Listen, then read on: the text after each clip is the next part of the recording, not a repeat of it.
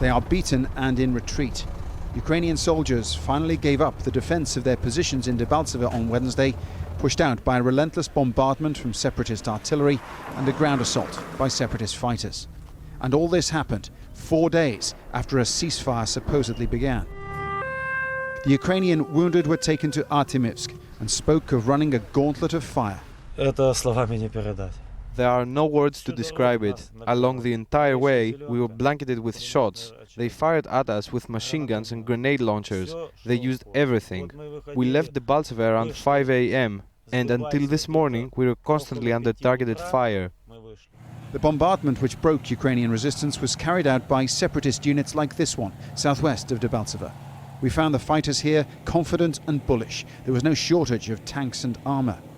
Many of the fighters believe the Ukrainians should now be forced to withdraw from the whole Donetsk region.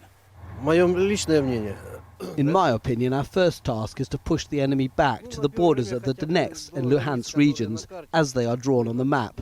After that, we will see. And there was a thinly veiled threat aimed at any Ukrainian stragglers. In the near future, I think what happened in Ilovaisk will happen here. I can't imagine what will happen after that. Time will tell. The loss of the town of Debaltseve for the Ukrainians is a bitter blow. They had invested much capital, both human and military, in trying to defend it. But the smoke pall that hangs over the town now appears to be little more than a cleaning up operation by the pro-Russian forces.